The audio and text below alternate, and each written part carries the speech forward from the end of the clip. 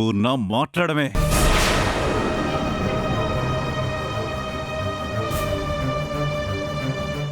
నన్ను అడిగితే నేనేం చెప్పాలండి?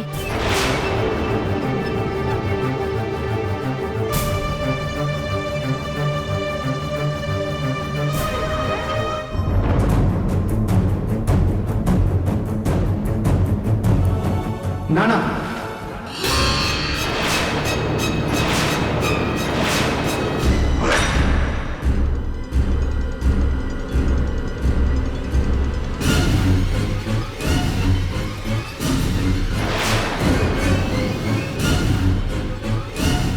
నేను మీతో ఒక విషయం చెప్పాలి.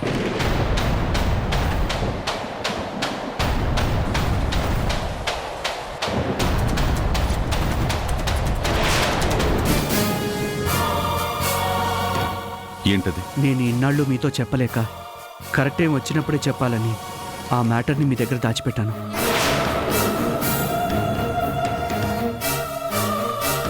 ఏంట మ్యాటర్? మహాలక్ష్మి. రఘు,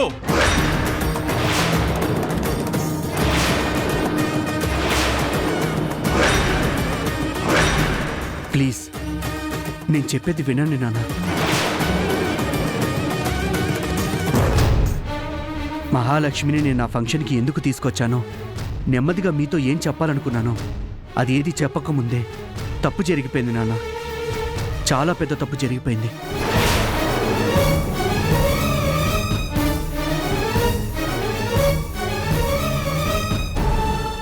అవును నాన్న, నేను మహాలక్ష్మిని ఇష్టపడ్డాను.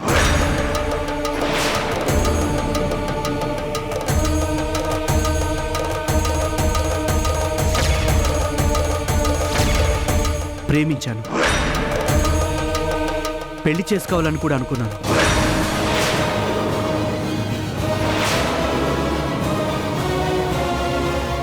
రఘు, నువ్వేం మాట్లాడుతున్నావో నీకు అర్థమవుతుందా? నువ్వొక దొంగని ప్రేమించావా?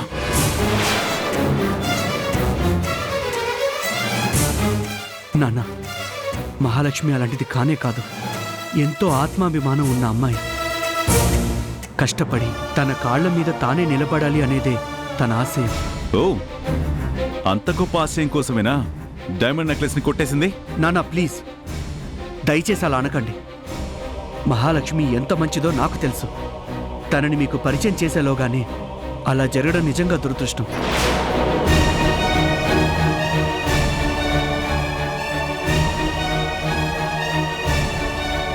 మీ ఫంక్షన్లో మీ కళ్ళ ముందే అందరూ చూస్తుండగా దొంగతనం చేసింది అనే నేరాన్ని మోపి మహాలక్ష్మిని పోలీసులు లాక్కెళ్లారు. అన్యాయంగా కేసును బనాయించి జైల్లో పెట్టబోతున్నారు. నానా ప్లీజ్, నేను చెప్పేది నమ్మండి. తన ప్రాణం పోయినా ఎట్టి పరిస్థితుల్లోనూ మహాలక్ష్మి అలాంటి పని చెయ్యదు. అన్యాయం నాన్న. ఎవరో కావాలని ఇదంతా చేశారు. కక్ష కట్టినట్టు మహాలక్ష్మిని కేసులు ఇరికించారు. చాలు. నీ ఆశయాల మహాలక్ష్మి రెడ్ హ్యాండెడ్ గా పట్టుబడింది. ఆ సంగతి మర్చిపోకు.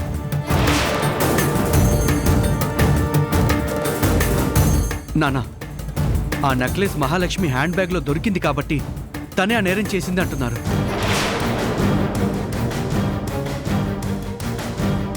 ఆ నెక్లెస్ ఆ ఫంక్షన్లో ఇంకెవరి దగ్గర దొరుకుంటే అప్పుడు అదే మాట అనేవారా?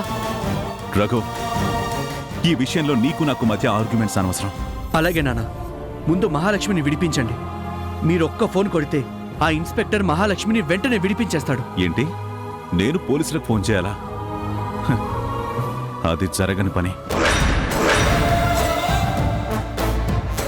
ప్లీజ్ నాన్న, తప్పే. మా ప్రేమ గురించి మీకు ముందుగా చెప్పకపోవడం నిజంగా నా తప్పే. ఒప్పుకుంటాను. నా తప్పుని సరిదిద్దుకోవడానికి నేనే మహాలక్ష్మిని ఫంక్షన్కి తీసుకొచ్చాను. నేను ప్రేమించిన అమ్మాయిని నా కళ్ళ ముందే అరెస్ట్ చేస్తుంటే నా మనసుకి ఎంత బాధగా ఉంటుందో ఒక్కసారి ఆలోచించండి నాన్న. నా కోసం హెల్ప్ చేయండి నాన్న. నా మహాలక్ష్మిని విడిపించండి నాన్న. ప్లీజ్ నాన్న, ప్లీజ్.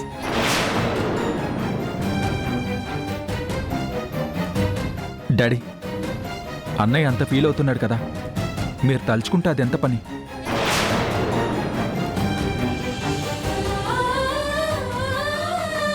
అవును డాడీ, ఎవిడెన్స్ని బట్టి మాత్రమే పనిష్మెంట్ అనడం కరెక్ట్ కాదు కదా.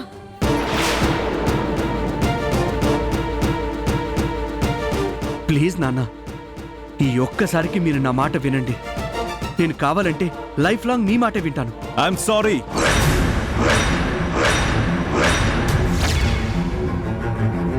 నేరం చేసిన వాళ్ళు శిక్ష అనుభవించి తీరాల్సిందే. నిజంగా తను నిర్దోషైతే బయటికి వస్తుంది, నేరస్తురాలను నిరూపించబడితే జైలుకు వెళ్తుంది. That's all. నాన్న ఒక్క నిమిషం ఆగండి. అమ్మా, నాన్నతో నువ్వేనా చెప్పమ్మా, మహాలక్ష్మి అలాంటిది కాదమ్మా. మహాలక్ష్మిని విడిపించమని కనీసం ఒక్క ఫోన్ చేయమని చెప్పమ్మా. రఘు, ఆ అమ్మాయి నీకు కరెక్ట్ కాదురా.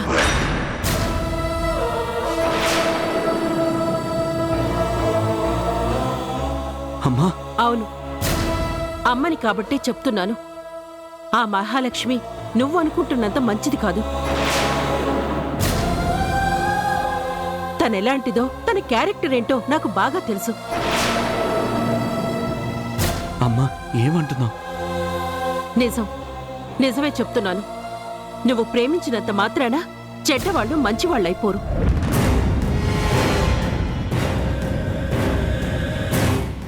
మమ్మీ, వర్ష,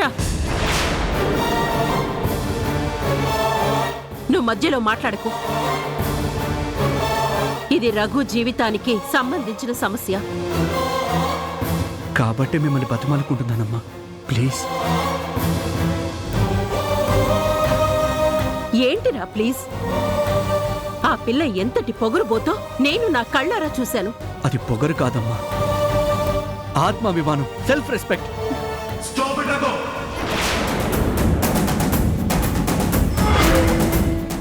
ఎవరో పరాయి అమ్మాయి కోసం అనవసరంగా ఇంట్లో వాళ్ళని డిస్టర్బ్ చేయకో. ఈ డిస్కషన్ ఇంతటితో ఆపేద్దాం. ఆగండి నాన్న, నేను మీకు ఇంకో నిజాన్ని కూడా చెప్పాలి.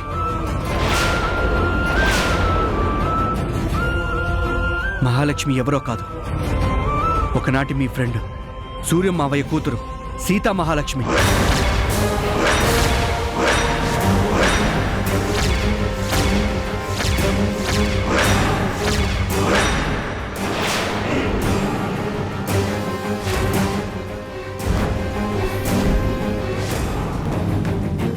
రఘు, ఏంట్రా నువ్వనేది?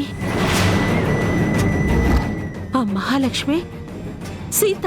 అవునమ్మా, సూర్యం మావయ్య జానకి అత్తయ్యల ఒక్కగానొక్క కూతురే సీతా మహాలక్ష్మి.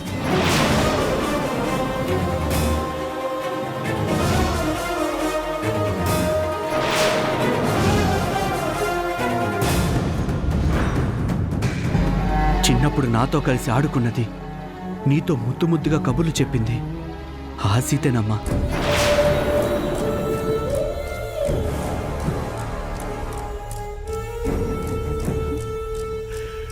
నువ్వు నాతో చాలాసార్లు చెప్పావు, గుర్తుందమ్మా? ఈరోజు మనం ఇంత గొప్ప పొజిషన్లో ఉన్నామంటే అందుకు కారణం చిన్నప్పుడు సీత పేరు మీద ఉన్న డబ్బుని మావయ్య మనకి పెట్టుబడిగా ఇవ్వడమే అని.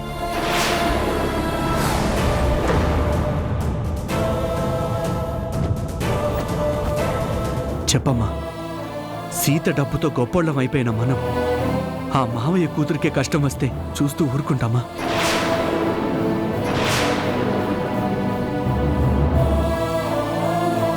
చిన్నప్పుడు నీ చేతుల్లో పెరిగిన సీత ఎలాంటిదో నీకు తెలీదా? సూర్యం మావయ్య ఎలాంటి వాడో నీకు గుర్తులేదా? తన రక్తాన్ని పంచుకుని పుట్టిన సీత దొంగతనం చేసింది అంటే నువ్వు నమ్ముతావా?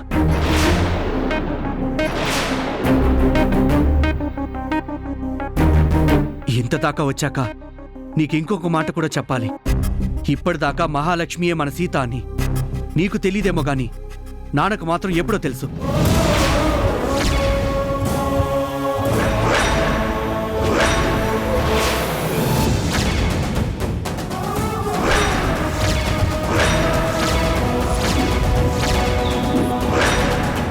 ఆ రోజు నాన్న కాలేజీలో గోల్డ్ మెడల్ని ప్రజెంట్ చేసింది మరెవరికో కాదు, సూర్య మావయ్య కూతురు సీతా మహాలక్ష్మికే.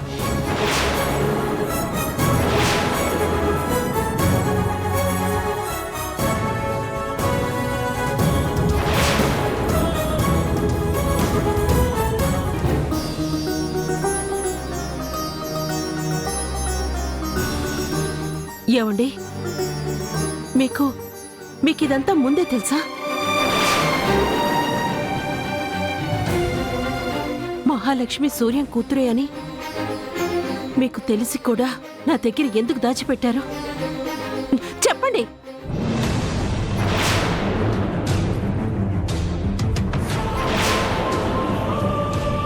చెప్పండి. అవును, తన సూర్యం కూతురే అని ఆ రోజే తెలిసింది. నేనెవరో కూడా తనకప్పుడే తెలిసింది.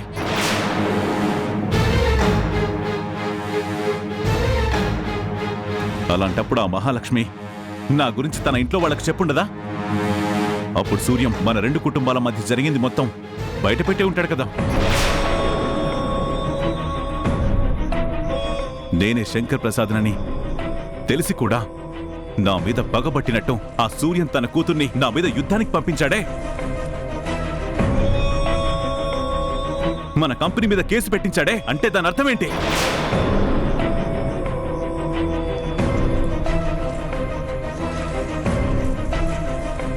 ఆ తర్వాత కూడా ఆ మహాలక్ష్మి నాకు ఎన్నోసార్లు ఎదురుపడింది. నన్ను ఒక శత్రువుగానే ట్రీట్ చేసింది. వాళ్ళు నన్ను ద్వేషించినప్పుడు నేను వాళ్ళని ద్వేషిస్తే తప్పేంటి? నాన్న, మీరు తప్పుగా అనుకుంటున్నారు. నిజంగా మహాలక్ష్మి రఘు,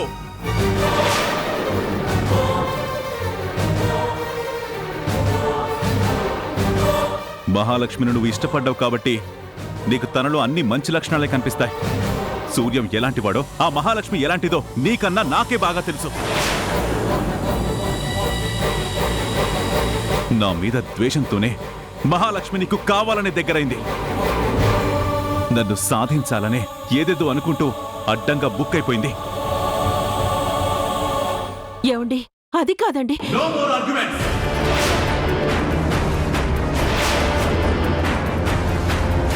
మహాలక్ష్మి దోషో నిర్దోషో తేల్చాల్సింది మనం కాదు, కోర్టు. ఏమండి, ఏమండి, నాన్న,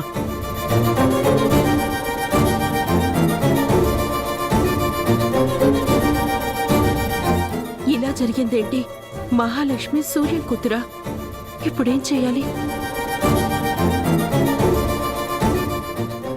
అమ్మా, అమ్మా,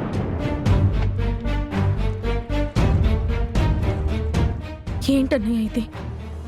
ఇలాంటి పరిస్థితి రాకూడదనే కదా నీ ప్రేమ గురించి ఇంట్లో వాళ్ళకి ముందే చెప్పమన్నాను. కానీ నువ్వే టైం వచ్చాక చెప్తానంటూ టైం వేస్ట్ చేశావు. అమ్మ నాన్నకంతా తెలిసాక కూడా నీకు సపోర్ట్ చేసేలా లేరు. రెడ్ హ్యాండెడ్గా మహాలక్ష్మిని కావాలనే పట్టించారంటే ఆ కుట్ర చేసింది ఎవరసలు? తెలీదు. అదే కనుక తెలిస్తే ఆ దుర్మార్గుల్ని మర్డర్ చేస్తాను.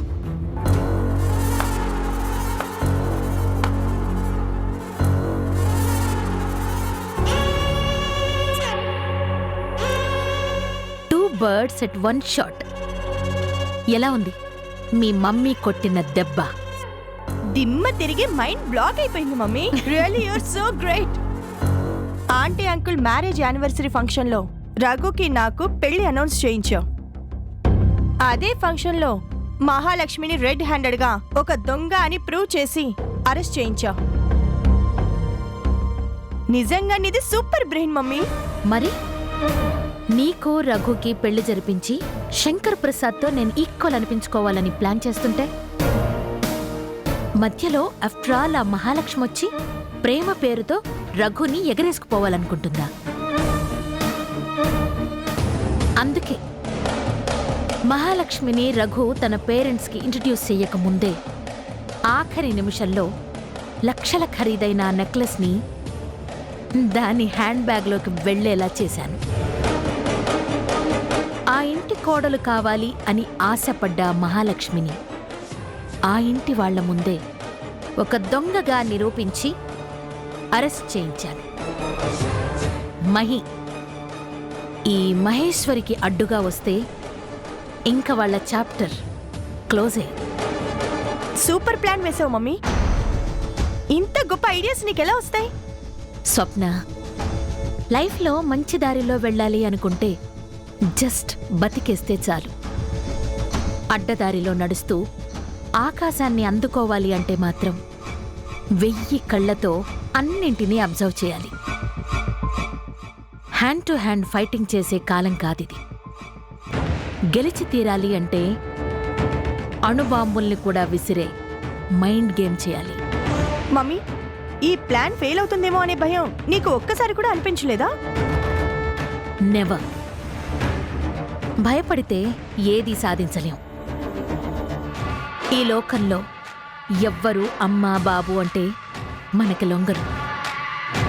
తేనె పూసిన కత్తులతో రెడీగా ఉంటేనే గుడ్డిగా నమ్ముతారు. మన బుట్టలో పడతారు. ఖచ్చితంగా మన దారికే వస్తారు. మమ్మీ, ఇప్పుడు ఆ మహాలక్ష్మి ఏమవుతుంది? చేయని నేరానికి శిక్ష అనుభవిస్తుంది. అట్లీస్ట్ 3 years జైల్లోనే మగ్గిపోతుంది. ఈలోగా రఘుతో నీ పెళ్లి జరుగుతుంది. ఆ మహాలక్ష్మి బయటికొచ్చాక జరిగిందర్థమై గుండె పగిలి ఏ హుసేన్ సాగర్లోనో దూకి చస్తుంది. ఒక పెళ్లితో బిగినింగ్, ఒక చావుతో ఎండింగ్. ఎలా ఉంది? 2 birds at 1 shot.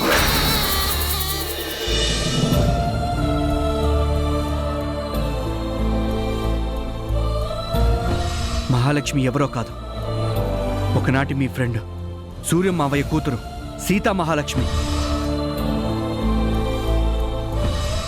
సూర్యం మావయ్య జానకి అత్తయ్యల ఒక్కగానొక్క కూతురే సీతా మహాలక్ష్మి. మహాలక్ష్మి మా అన్నయ్య సూర్యం కూతురా?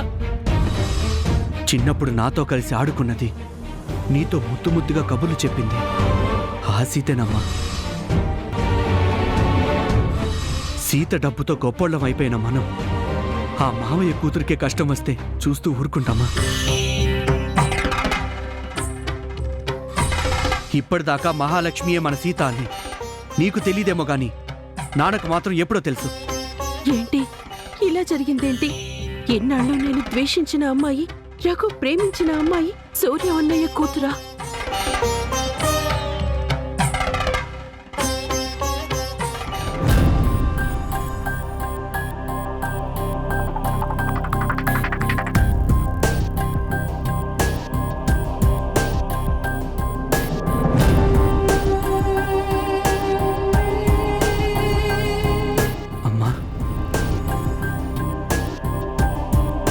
ఏంట్రా ఇది? ఆ మహాలక్ష్మి మీ సూర్యమ్మావయ్య కూతురు మహాలక్ష్మి అని ఇన్నాళ్ళు నాకెందుకు చెప్పలేదు? ఇన్ని గొడవలు జరుగుతుంటే అన్నీ తెలిసి కూడా ఎందుకు దాచిపెట్టావు? అమ్మా, నాకు తెలిసింది మహాలక్ష్మి, నేను ఇష్టపడింది మహాలక్ష్మిగానే.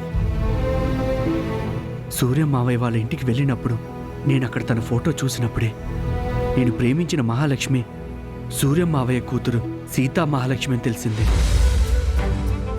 ఇన్నాళ్లుగా నువ్వు ఏ సీత వాళ్ళైతే మనం ఇంత గొప్ప స్థితికి చేరుకున్నామని చెప్పేదానువో ఆ సీతేనమ్మా మహాలక్ష్మి. మీరు అపార్థం చేసుకుంటున్నట్టు తను అలాంటిది కాదు, చాలా మంచిది, ఆత్మాభిమానం ఉన్న అమ్మాయి. ఆ ఫంక్షన్కి వచ్చేదాకా తనకి నేను తన మావయ్య శంకర్ ప్రసాద్ కొడుకునని కూడా తెలీదు. అలాంటి దాన్ని దొంగని చేస్తారా? అరెస్ట్ చేయించి జైలుకి పంపిస్తారా?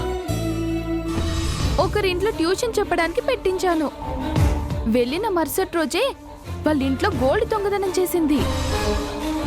అర్ధరాత్రులు రోడ్ల మీద తిరుగుతుంటే పోలీసులు అరెస్ట్ చేసి పోలీస్ స్టేషన్ కి తీసుకెళ్లారు. ఆ మహాలక్ష్మి పచ్చి తిరుగుబోతు కూడా ఆంటీ.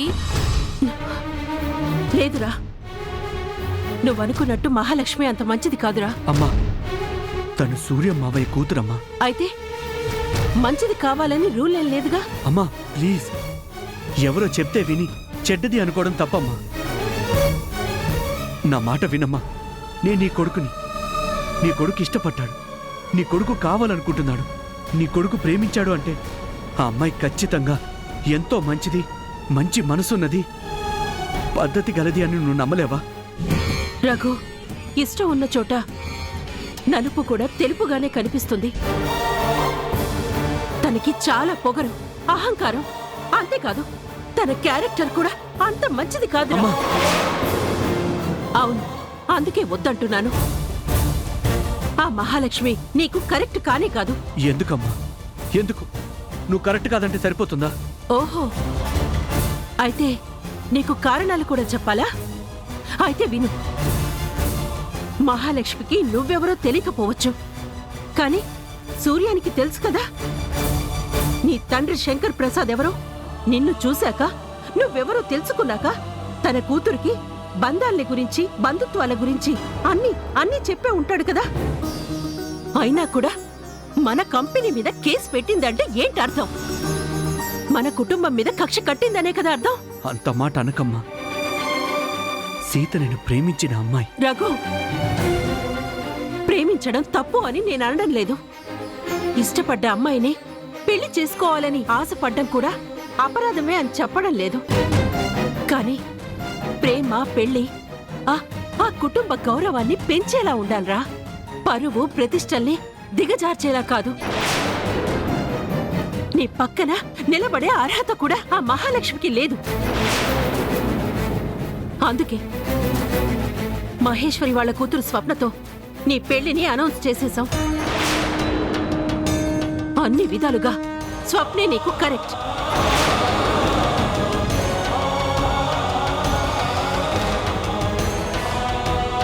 మీ నాన్న ఫోన్ చేస్తున్నాడు. పోలీస్ స్టేషన్లో ఉన్నావని చెప్పమంటావా? చెప్పనా? వద్దు సార్, ప్లీజ్, మీకు దండం పెడతాను. మా నాన్నకి చెప్పకండి సార్. పెట్టిన కేసును విత్డ్రా చేసుకునే సమస్య లేదు. ఈ టాపిక్ మళ్ళీ మన మధ్య రాకూడదు. That's all.